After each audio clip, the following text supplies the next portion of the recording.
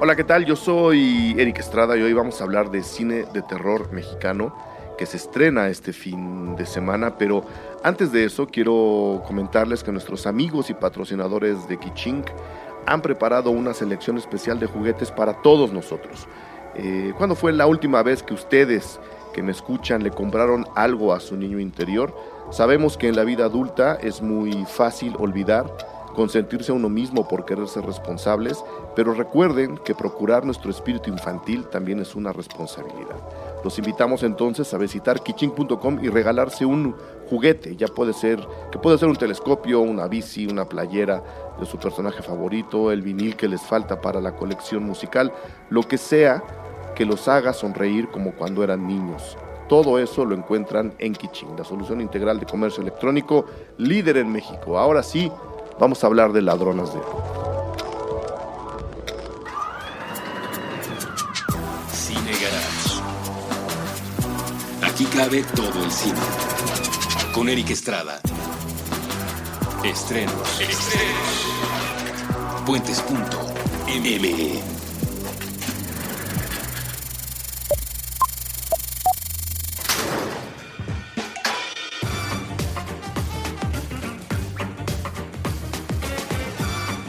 Hola, ¿qué tal? Muy buenas. Yo soy Eric Estrada y les doy la bienvenida a un episodio más de Estreno, este programa que hacemos todos los jueves, hablando de las películas que llegan a la cartelera el fin de semana. Ya lo saben, aquí pues cabe cualquier película que efectivamente se vaya a estrenar, pero esa coincidencia de que sea una película mexicana de estreno no es común que ocurra en este programa. Normalmente el cine mexicano tiene su programa los miércoles, pero los jueves pues le damos entrada a cualquiera otra nacionalidad o incluso a un blockbuster que ande por ahí que nos emocione mucho. Pero repito, cuando coincide que la película de la cual queremos hablar en el episodio de estreno sea mexicana, le da como doble peso. Y todavía más si esa película mexicana de estreno de este fin de semana es dirigida por don Juan Antonio de la Riva, a quien tengo sentado enfrente de mí. Ahora sí, con todo el tiempo del mundo, siempre nos encontramos o en festivales o en fiestas, pues ni modo, ¿no? Hay que trabajar y en los festivales trabaja, en las fiestas, y hoy finalmente viene a platicar conmigo, y te lo agradezco. Te puedo tutear, Juan Antonio, la verdad me siento intimidado. Pues hagámoslo, ¿no? Hagámoslo. Siempre nos hemos tuteado. Siempre, ¿no? Siempre, pero las formas en el programa a veces. Hasta yo que suelo hablar de usted por mi ascendencia durangueña, nos hemos hablado siempre de tú, pero como tú quieras. Teniendo luz verde, si se me sale el usted, tú perdónalo, pero aquí tengo a Juan Antonio de la Riva. Pues uno de los directores mexicanos más importantes que tenemos en este momento, y de verdad me siento honrado que su voz, que su película y que su pensamiento esté con nosotros en este día. Entonces, Juan Antonio, de nuevo, bienvenido a Cine Garage para hablar de tu película. No, pues muchísimas gracias por el tiempo, por el espacio y por la disposición. Me intimida un poco saber que es un jueves dedicado a estrenos y que no suele ser para cine mexicano. A veces pasa, ¿no? A veces cuando la película lo amerita. Pues eso me emociona. Sí, ahí no tenemos ningún reparo. Ajá. Hemos hablado de películas muy malas, entonces ¿por qué no hablar además, en este caso, de una película pues bastante decente, bastante bien contada, que además sea mexicana y dirigida por ti? Muchísimas gracias. Entonces, no te sientes intimidado, todo lo contrario, nosotros somos los honrados. Ladronas de Almas, Juan Antonio de la Riva. Se ha hablado de esta película desde hace ya algunos meses, en su paso por festivales, ha tenido por ahí otras funciones.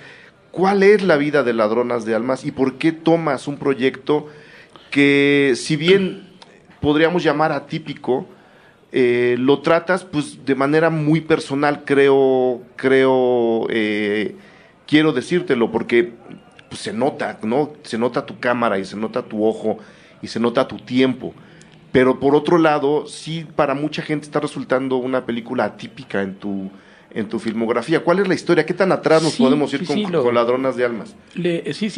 Yo no había contemplado dentro de mi trabajo la posibilidad de hacer una película de terror que emanara de mi autoría. Uh-huh. No tenía algún viso de que pudiera tratar el género, pero tuve la suerte de que un compañero, Christopher Luna, y el productor Daniel Alonso, un día me buscan para darme a leer un guión, algo que es muy usual en el medio. Sí. Los compañeros o los alumnos te buscan, te piden una opinión, algún consejo inclusive, para seguirlo trabajando. Yo pensé que era para lo mismo, lo leo, se llamaba originalmente Insurgentes Malditos, me entusiasma mucho en la lectura que hago y veo que está muy bien construido.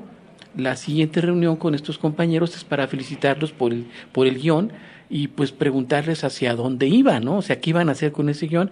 Y entonces en ese momento, sin mediar ningún otro tipo de charla ni de comentario, me ofrecen dirigirla.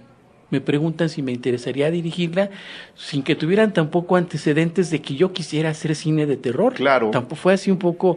Con Daniel ya tenía yo una amistad y una relación de trabajo, pero con Christopher Luna era las primeras veces que lo veía, y así sin más ni más me ofrecen dirigir esta película que terminó llamándose Ladronas de Almas.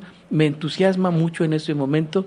En 5 minutos ya estábamos pensando por dónde lo íbamos a mover, buscar la compañía productora establecida, que buscar los recursos, empezar a buscar todo para hacer la película. No hubo ninguna duda de que era una película que había que empezar a hacer ya en ese momento. Estamos hablando de finales de 2014, más o menos, y afortunadamente todo se fue dando, todo fue muy propicio para poder hacer la película. Se metió a uno de los fondos, se buscó apoyo económico, etcétera, todas estas cosas que suele pasar cada proyecto cinematográfico, y antes que nos diéramos cuenta ya estábamos preparando la película, pues en todo lo que tiene que ver, ¿no? Buscar el reparto, las locaciones, todo el diseño de arte, de vestuario. Rápidamente se fue armando todo. Y nunca con la duda de estaré haciendo algo indebido, estaré haciendo bien, corresponde a mi trabajo, corresponde a mi filmografía. Nunca tuve como esa duda, simplemente el entusiasmo de poder hacer una película que me entusiasmaba mucho porque está muy bien construido el guión. Creo que es de una sencillez aparente, pero está, creo que muy bien delineado todo.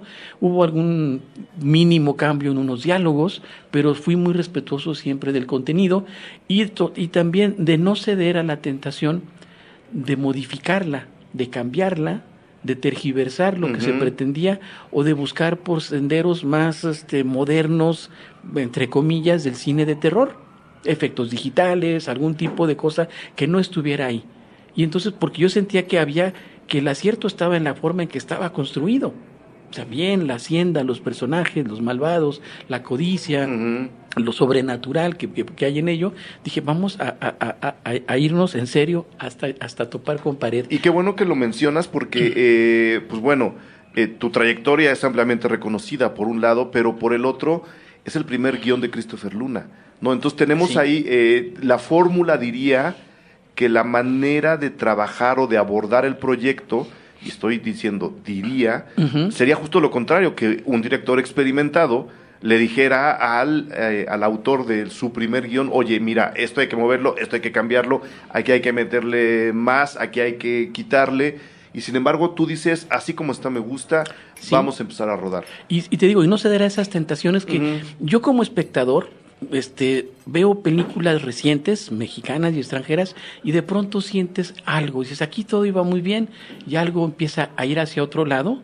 Tú lo habrás constatado.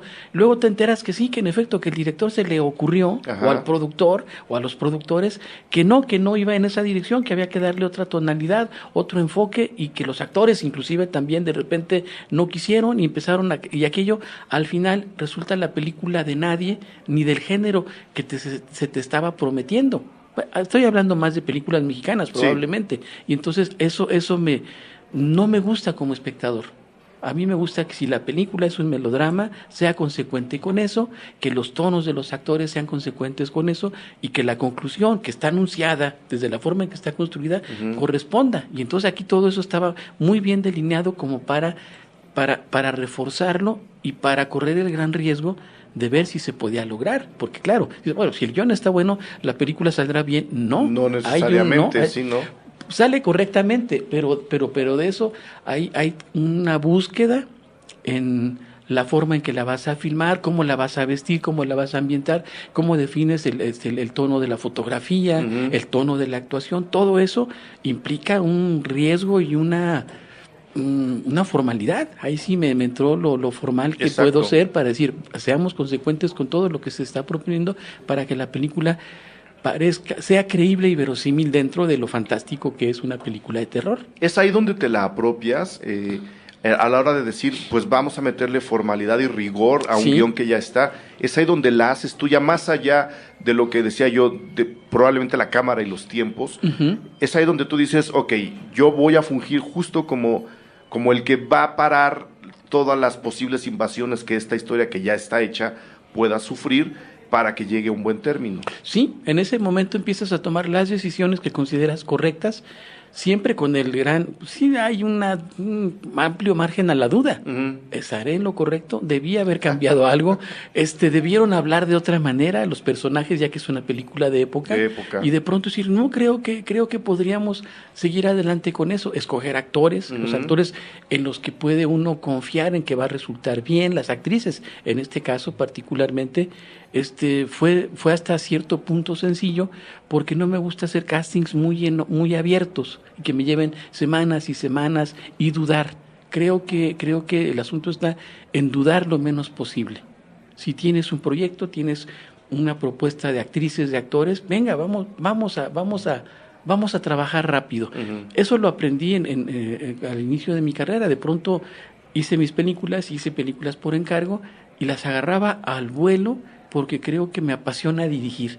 La tardanza, la duda, la incertidumbre, el quiero cambiar el guión, el creo que falta algo, vamos a que lo reescriba fulano, lo reescriba el otro, lo reescribo yo, y en esos varios compañeros han quedado sin filmar.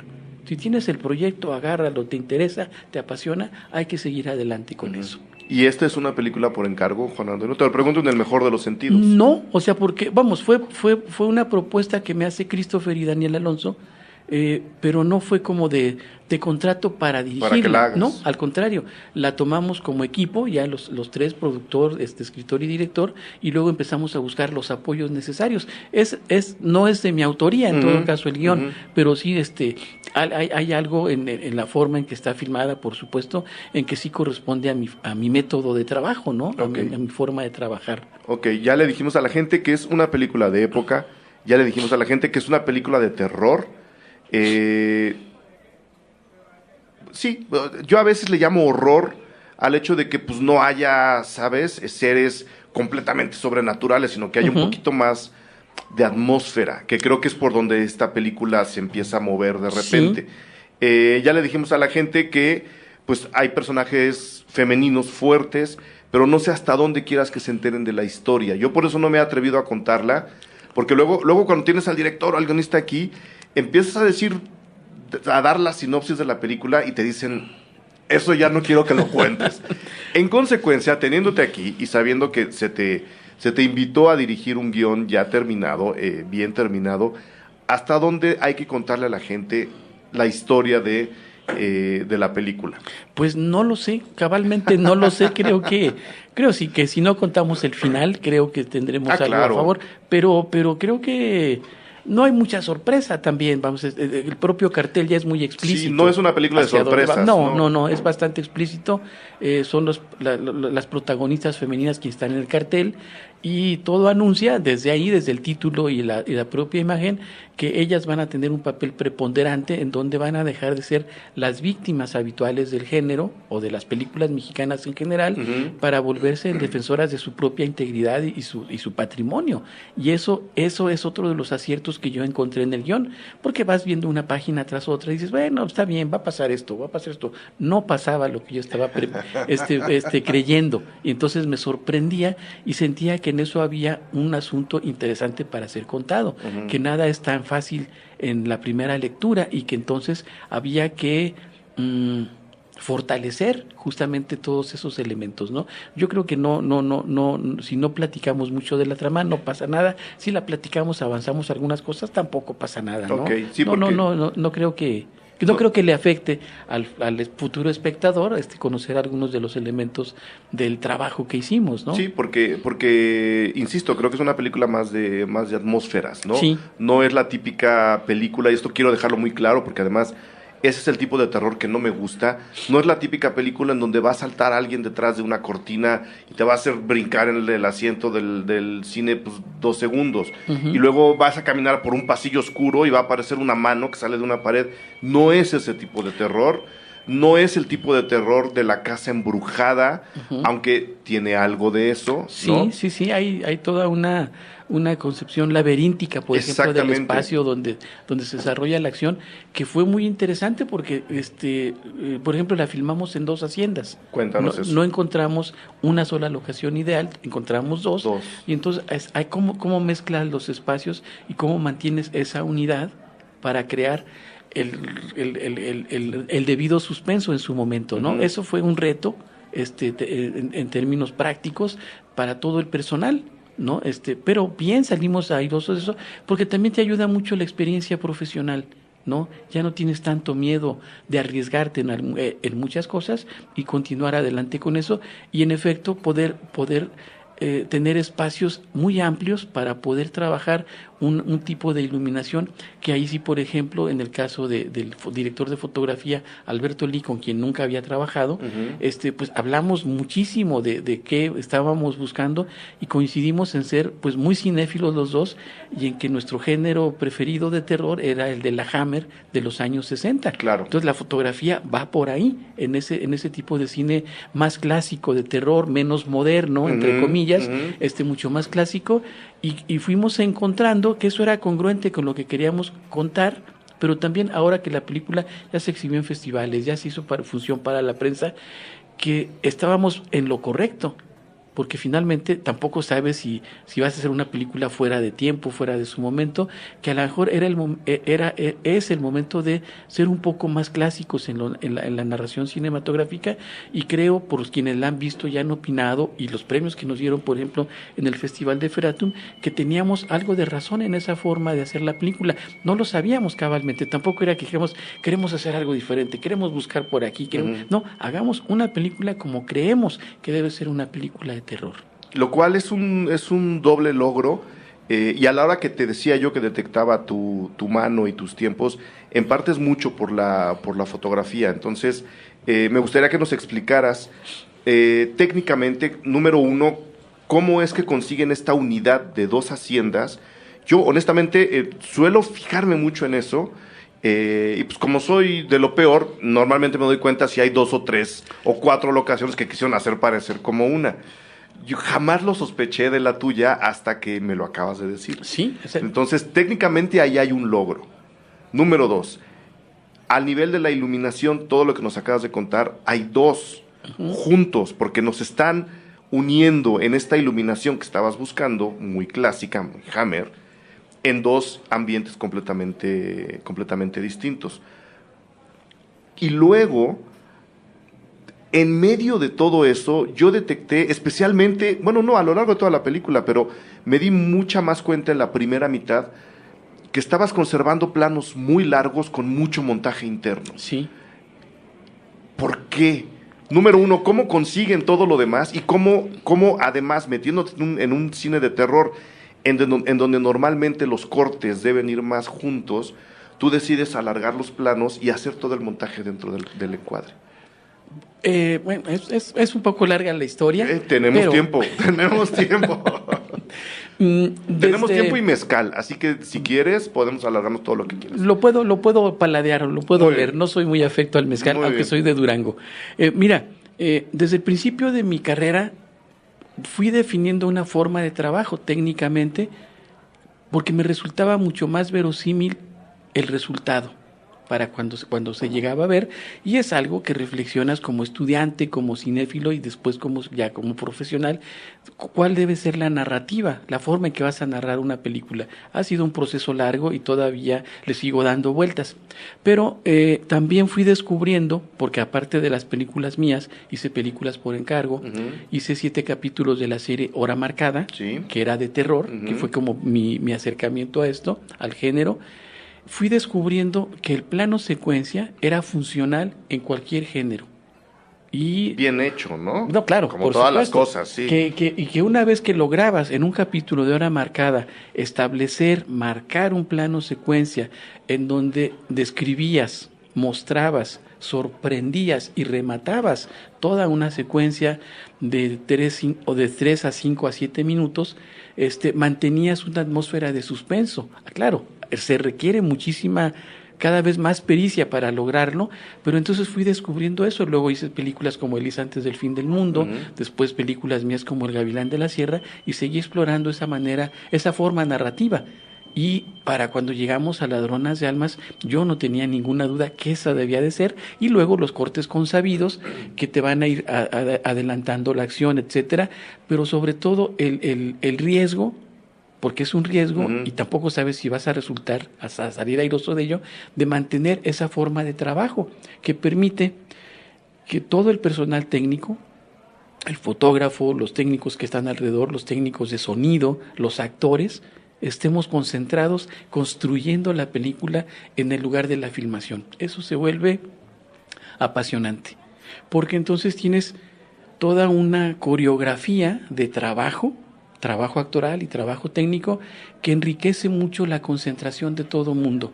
Lo vi cuando era asistente, cuando se filmaba en un plano, un máster y luego las protecciones, tal y tal. Era ya tan aburrido filmar que de pronto había gente que ya no participaba. Aquí en alguna de las secuencias, por ejemplo, de los sótanos, que están formidables, además los sótanos de la hacienda de Huacalco, recuerdo con mucho agrado todo el trabajo del personal moviéndonos alrededor de los actores, y como la cámara giraba 360 grados, no podíamos ver ninguna sombra de nadie y todo el mundo moviéndose, 40 personas girando para desentrañar el momento crucial prácticamente del final de la película, ¿no? Con una coreografía de trabajo que apasiona a la gente que lo está haciendo y que a los actores los hace concentrarse mucho más y tomarse mucho más en serio también sus personajes. Tiene mucho que ver con eso, es un asunto, es una propuesta formal, y también es una forma de trabajo que vas descubriendo que funciona y también es el riesgo que te digo, a lo mejor no resultaba. Bueno, entonces en ese caso, pues te habrás equivocado y tendrás que buscar alguna otra solución en postproducción para poder lograr el efecto deseado. Pero la película está construida, el resultado que es la película ya en sí, está construida desde la filmación. Diariamente tendríamos ya una secuencia completa resuelta para que la película, una vez concluida, se editara en 2 o 3 semanas, cuando mucho. ¿Y cuánto tardaron en rodar entonces? Fueron 5 semanas. 5 semanas. Un tiempo muy razonable. Muy razonable. Muy razonable, poco. De hecho, es poco tiempo. Sí. ¿No? ¿Y en dónde filmaron ahora sí? ¿Y cómo consiguieron esta unidad entre las dos haciendas que nos contabas? Mira, ya sé que es chamba del director de fotografía, pero... No, te voy a ser sincero, lo hicimos de manera natural. Okay.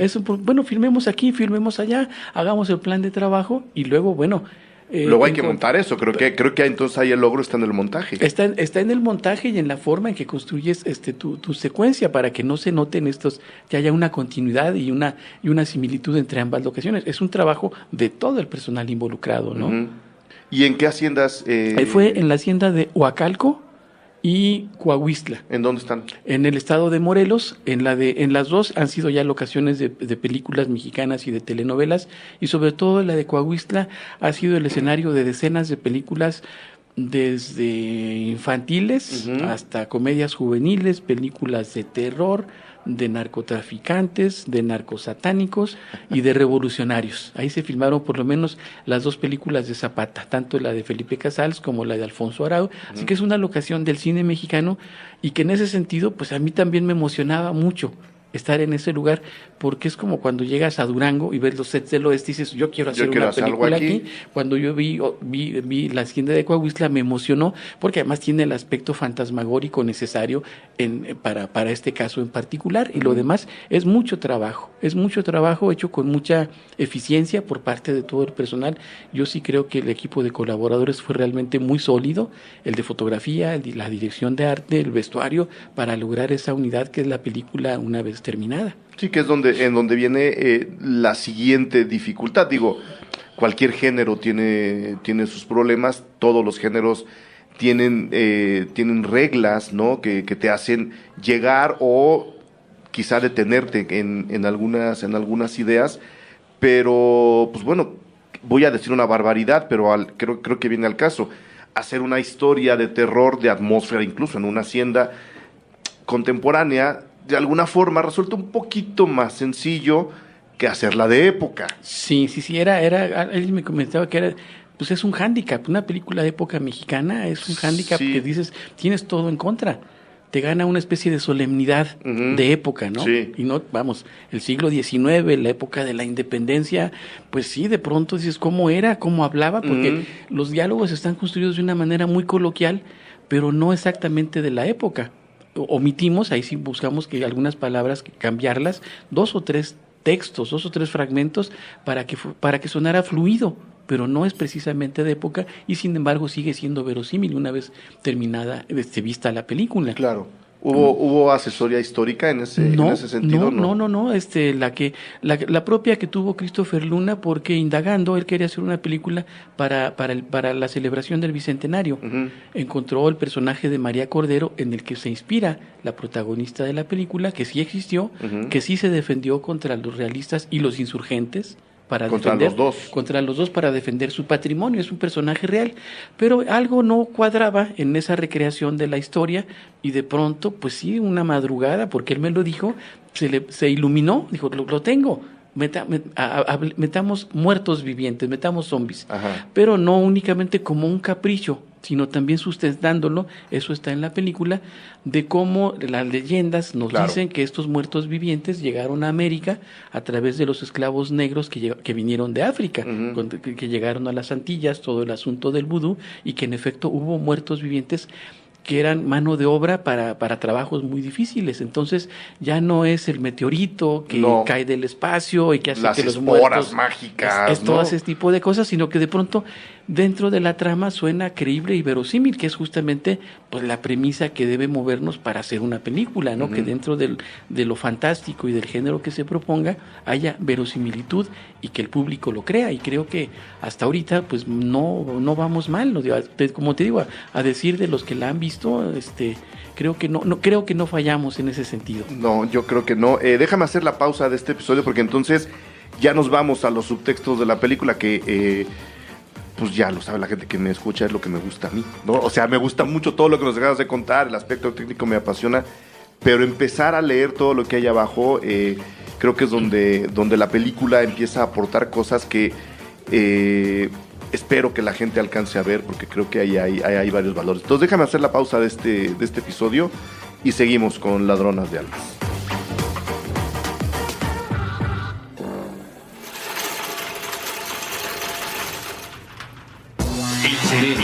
El mejor escaparate para la cultura es la calle. Con Jorge Zamarripa, Fernanda Franco y Gerardo Cárdenas. Nuevo episodio todos los lunes a la 1 p.m. Puentes.m.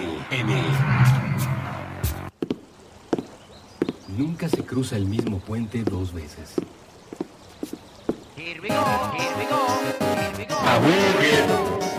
No se vale trabar. Con Andrés Boludo Durán y Armando Razo. Nuevo episodio todos los martes a la 1 p.m. Puentes.me.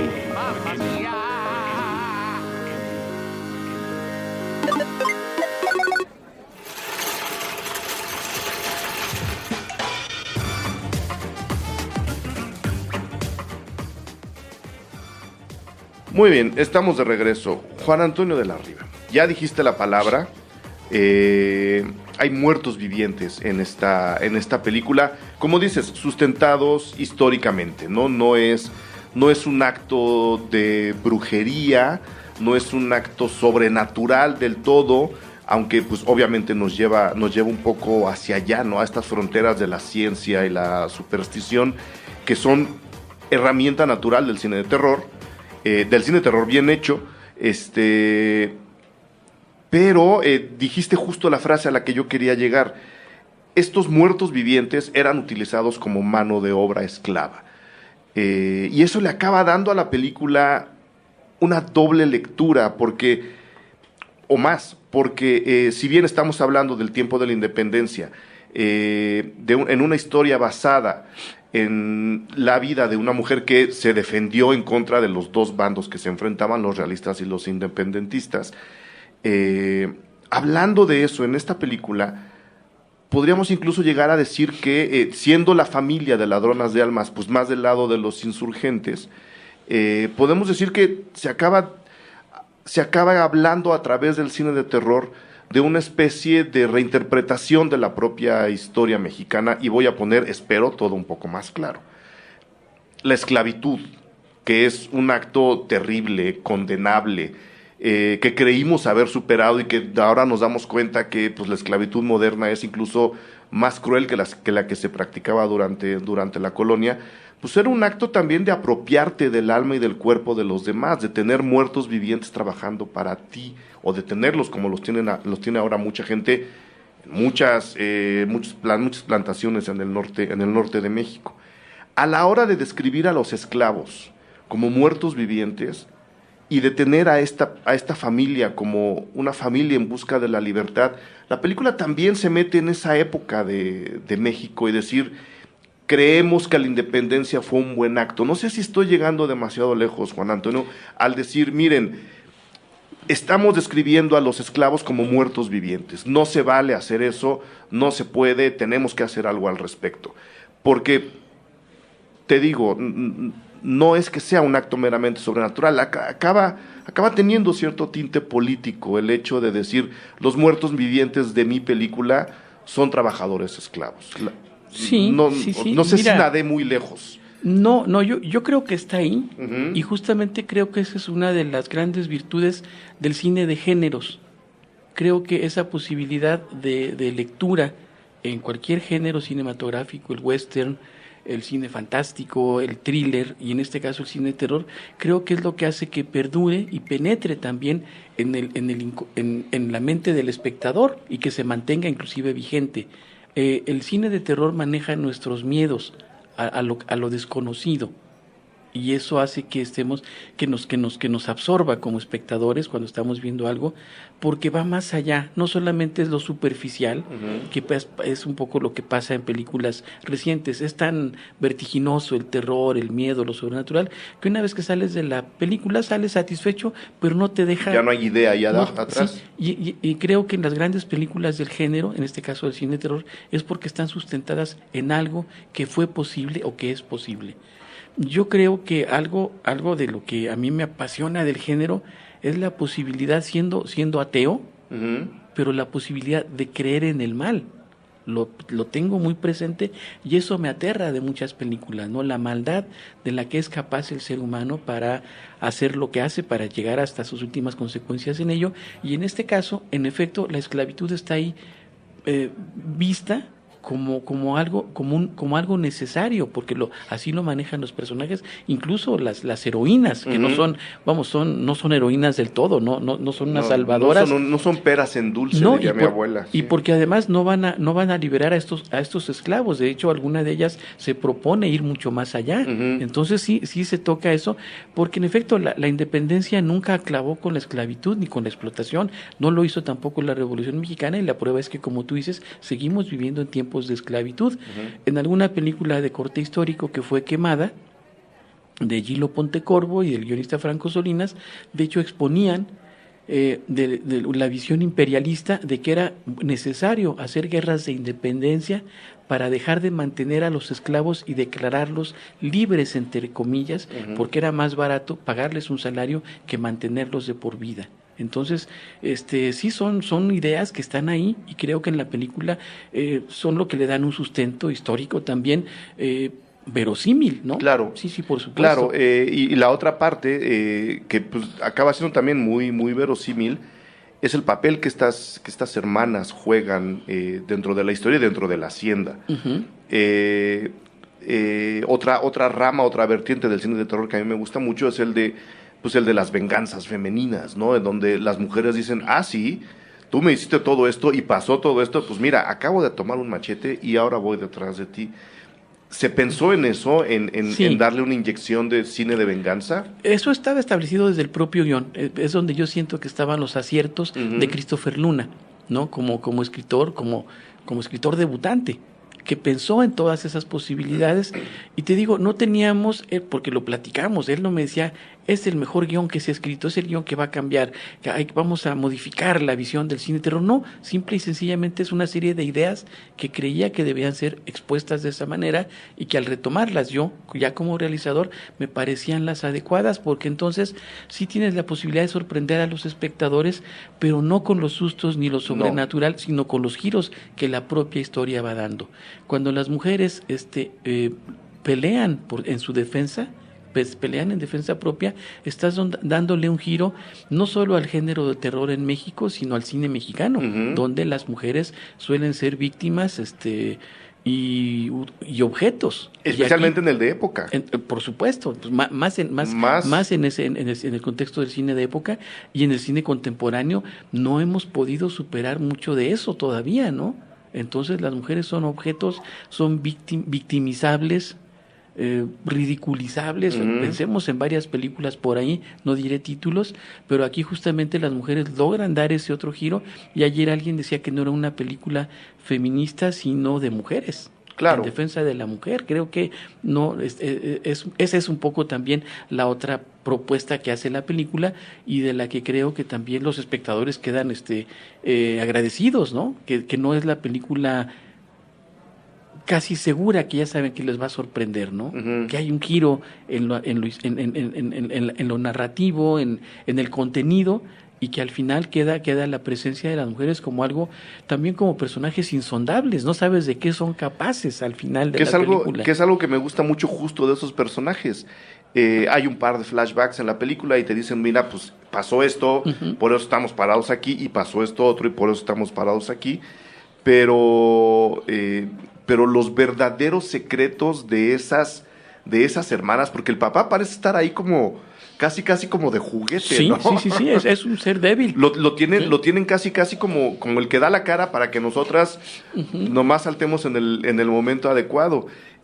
Todos esos misterios se conservan, que es algo bien padre del cine de terror, y especialmente del cine de terror no gringo, ¿no? Que te dejan esos huecos para que tú te inventes la historia detrás de estos personajes. En el caso de Ladronas de Almas, pues el de las hermanas. Y además ubicado en una época que todavía se presta a esta tradición de las leyendas y de los muertos y de los aparecidos, ¿no?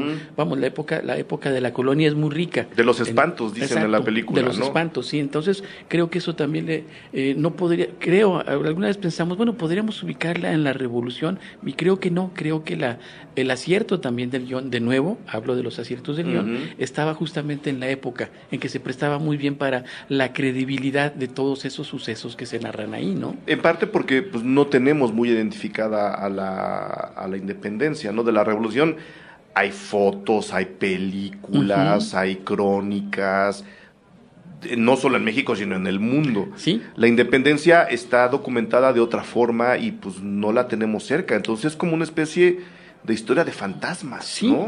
Ándale, que es como una referencia muy fantasmal y poco frecuentada por el cine mexicano, y cuando lo ha hecho con mucha solemnidad, inclusive en las películas sobre La Llorona, ¿no? Que son sobre la época colonial, pero con una solemnidad que también suele ser un poco difícil de digerir como espectadores, ¿no? Entonces creo que en ese sentido era hacia donde íbamos, pero sí te puedo decir que no sabíamos exactamente si íbamos a llegar, ¿no? Claro, te vas a terminar la película, claro, pero a la hora de poder tenerla ya terminada, saber si lo has logrado o no, siempre será la incertidumbre que cada proyecto cinematográfico presenta, ¿no? O sea, ya nos contaste más o menos cómo fue armándose el reparto, pero no sé si tengas más detalles de cómo fuiste eligiendo a los actores que iban a estar en la película. A mí Luis Gatica, la verdad, se me hace, siendo un personaje que va y que viene, ¿no? Porque no estamos en realidad viendo la película o creo, desde los ojos de un personaje en particular. Según yo, vamos saltando de uno al otro, porque la idea es más laberíntica, como dijiste tú hace rato. Pero él me parece que hace un trabajo muy, muy bueno. cuando se prestaba justo para que se te saliera del huacal y sobreactuara como un loco. Creo que en esta desorientación que su personaje tiene, Luis Gatica está muy bien. Sí, y yo, bueno, no suelo ver las películas que he hecho, ya una vez terminadas, no puedo, me cuesta trabajo, pero anoche caí en la tentación, en la premier, dije voy a ver cómo empieza, a ver si se proyecta bien, y caí en la tentación, y tenía ya pues 2 años de no verla, ¿no? De una vez terminada la película, y de pronto parecía que estaba viendo una película que no había hecho yo. No sé si esto sea bueno o malo que lo diga, pero me parecía que los actores estaban muy bien. O sea, oye, qué bien escogidos están. Porque sí hubo, en un principio, tú sabes que somos una cinematografía que repite y repite actores, ¿no? Me ha pasado que de pronto ya no sé qué película vi con el actor. Claro. Lo vi de judicial en 4 películas y siento que hasta dijo los mismos diálogos y pues probable que haya usado la misma ropa y su físico es característico. Entonces sí hubo un poco la idea desde el principio a la hora de hacer el reparto de no recurrir a ese grupo de actores que son muy buenos, no es que sean malos, no hablo para demeritarlos. A veces se usa de más que están muy vistos y de pronto dices otra vez, esa era porque de alguna manera era como a la hora de armar un primer listado, estaban ahí esos nombres. Yo me propuse, porque también me ha pasado ya desde el inicio de mi carrera, decir, no podríamos llevar a otro, no podríamos buscar a otros. Hay un actor con quien ya he trabajado, Juan Ángel Esparza o Javier Escobar, que ahora hacen otras cosas, pero está Luis Gatica, que por ejemplo era un actor con el que yo tenía muchas ganas de trabajar y a quien solo había visto en Videohomes.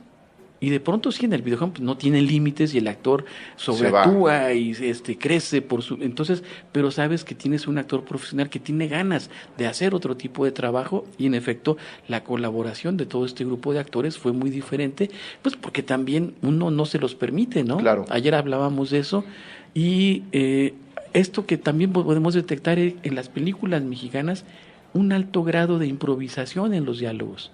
Hablen como de que están hablando de algo, sí. ¿no? Y dices, ¿por qué? Yo tengo que ver 5 minutos donde no dicen nada. Aquí el respeto al guión original, fuera de quitar unas palabras, reconstruir algunas frases, hay un respeto porque cada diálogo, cada línea está escrita con un sentido específico.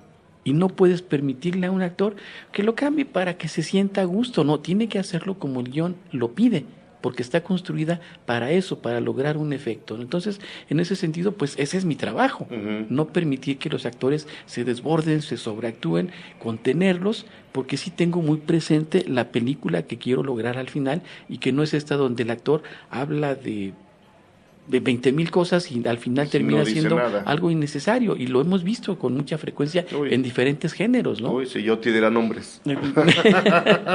no los des tú, si yo te diera nombres. Sí, entonces creo que en ese sentido pues esa fue el trabajo justamente de poder tener a este reparto, caracterizarlos. La caracterización no estaba en el guión. Hay un albino, por ejemplo, hay un eso no estaba en el guión. Eso no estaba en el guión. Hay un tuerto. Sí. El personaje que hace Juan Ángel Esparza, que pareciera que va a llevar todo el peso dramático de este grupo de malandrines, tampoco pasa como en Psicosis, a media película acabas con él, entonces no iba por ahí, no, las simpatías no se encausan hacia ningún lado. No. Las simpatías son la preferencia del espectador por algún personaje, ¿no?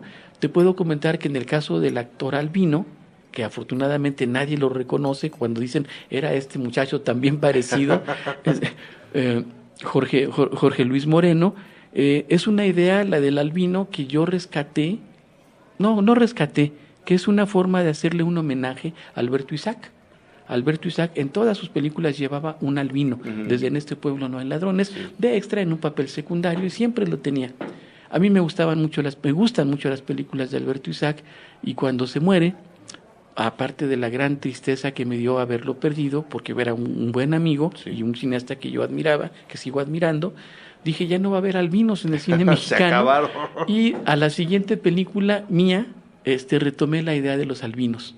pero siempre como personajes secundarios de fondo, y en esta película pues ya como un personaje más, ¿no? Un poquito más presente. Un poco más presente, pero es mi forma también de seguir haciendo homenajes al cine mexicano, pero sin que tengan un peso tampoco que determinante, ¿no? Y que cambien el derrotero de lo que estás contando, ¿no? Uh-huh. Entonces ese es, por ejemplo, la caracterización de ellos se fue dando en el transcurso de la preparación para tenerlos muy definidos a cada uno de ellos, y sí escogerlos de acuerdo a esas características de cambiemos un poco el sentido. Las actrices también, el primer listado de actrices era otro, que ni siquiera te lo puedes imaginar, o a lo mejor sí, ¿no? Y entonces dijimos, busquemos otra posibilidad. Oye, pero no son muy comerciales, pero van a ser creíbles. Claro. Y esta es la virtud de haber encontrado a Sofía Cisniega, uh-huh, a Natacha Dupeirón, sí, que creo que es una revelación, tiene una mirada excepcionalmente malvada. Y en mi caso, también de nuevo... En la película. Porque la persona es muy dulce. Es como un ángel. Pero además, y en mi caso, vuelvo otra vez a la reminiscencia del cine de terror mexicano. Ella es hija de Humberto Dupeirón, sí, que fue el primer vampiro infantil de la historia del cine. Uh-huh. Y yo eso no se me olvida.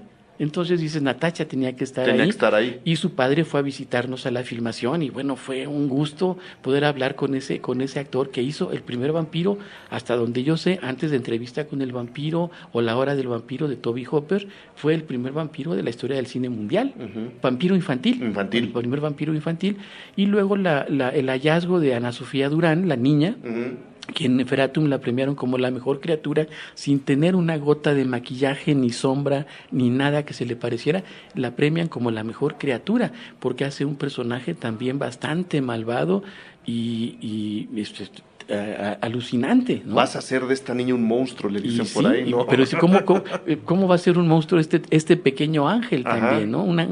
Pues sí, es un cúmulo de maldad impresionante. Entonces creo que en ese sentido el trabajo de casting, de la selección del reparto, fue rápida porque no había que buscar mucho, y una vez establecido esa posibilidad de que fueran actores diferentes, claro, fue muy rápida la selección, y tienes que confiar en la intuición también, ¿no? Si el actor sientes que tiene la mirada y el físico, no le des vueltas, no busques más, no le hagas pruebas, confía en él. Claro. ¿No? ¿Cómo te ha ido en los festivales y en las proyecciones en donde has estado? ¿Qué te dice la gente? ¿Cuáles son las primeras reacciones que ha habido en la primera funciones? Proyección de la película fue en el Festival de Feratum, uh-huh, que es especializado en cine de terror. Sí. Fue la película inaugural, lo cual era un compromiso tremendo, porque el público asistente era público especializado. En terror. No era. En terror del mundo. Sí, no del mexicano. Entonces sí, era así como de, o esto puede ser terrible, o las carcajadas pueden ser tremendas, y la respuesta fue estremecedora, porque hubo un silencio tremendo, y un amigo muy muy muy querido, Polo Laborde, también gran aficionado al género, me dijo, tengo los ojos secos porque no pude parpadear. Entonces creo que eso te da como la medida de que logramos capturar la atención de un público muy difícil en la primera exhibición. Luego hemos hecho funciones estuvo en Masacre en Joco, donde también la respuesta, claro, fue muy favorable, en la Cineteca de Monterrey, desde luego en Durango hicimos ya la premier, en la Cineteca de Tulancingo, dentro de un festival de cine mexicano, y la respuesta ha sido muy favorable, porque se sorprenden y se asustan, lo cual es el mejor indicio de que la película funciona bien. Está caminando muy bien. Propios y extraños se asustan. Exactamente, yo te puedo decir que sí, yo te lo decía antes de comenzar la entrevista, me pasé un gran momento. Veo mucho cine de terror por trabajo, uh-huh, y también porque me gusta, ¿no? Y sí, creo que entrarle a esa otra propuesta que ahora está un poco olvidada en México, irnos a la leyenda, irnos a estos terrenos fantasmales de épocas que no conocemos, jugar un poco más con nuestra historia, que además da para fantasmas por todo el tiempo.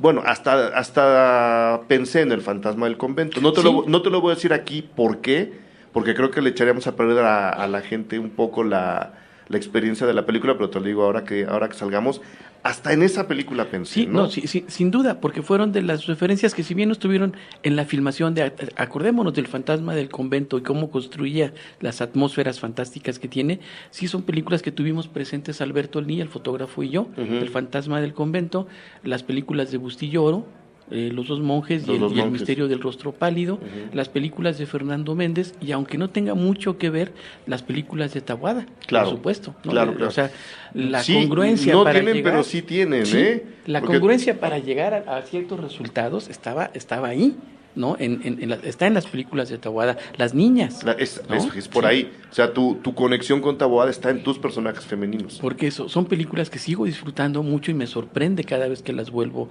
a ver. Digo, qué bien tenía dominado el oficio del cine de terror y qué ganas de ser como él, ¿no?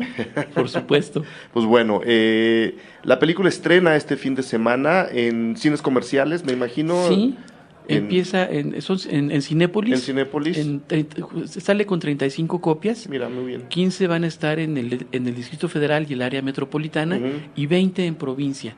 20 ciudades de provincia van a tener el estreno de la película. Esto antes de que se concrete tu plan de las cinetecas en cada uno de los estados, para que las películas tengan ahí sus proyecciones, ¿no? Antes de eso, ahorita pues estoy trabajando allá en Durango, en la Cineteca de Durango, lo cual es un proyecto que me apasiona, porque esa otra parte de difundir el cine es realmente apasionante y es un lugar para el cine extranjero, para el cine mexicano, claro, que difícilmente llega a Durango, y estamos trabajando en la consolidación de una red de cinetecas regionales para tener sobre todo un terreno para la exhibición cinematográfica. Pues yo, el día que tengas tiempo de hablar de ese proyecto, te invito a que vengas y demos los detalles y llamemos a la gente y convoquemos más para que eso poco a poco vaya tomando forma.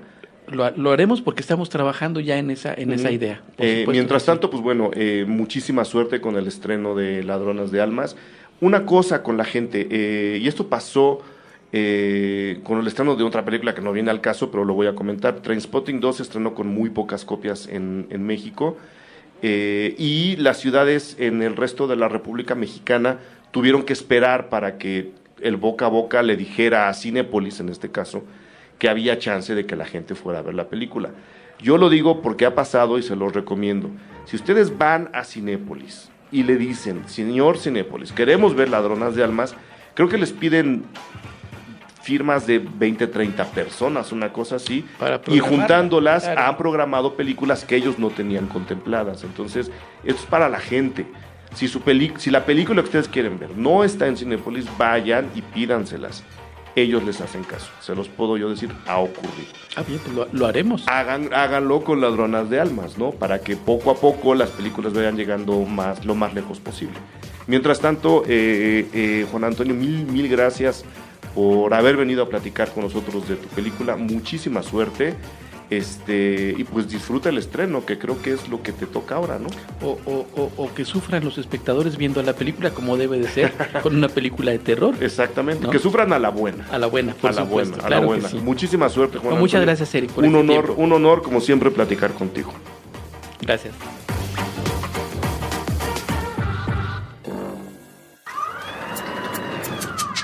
Cine Garage. Aquí cabe todo el cine. Con Eric Estrada. Retrovisor. Puentes.me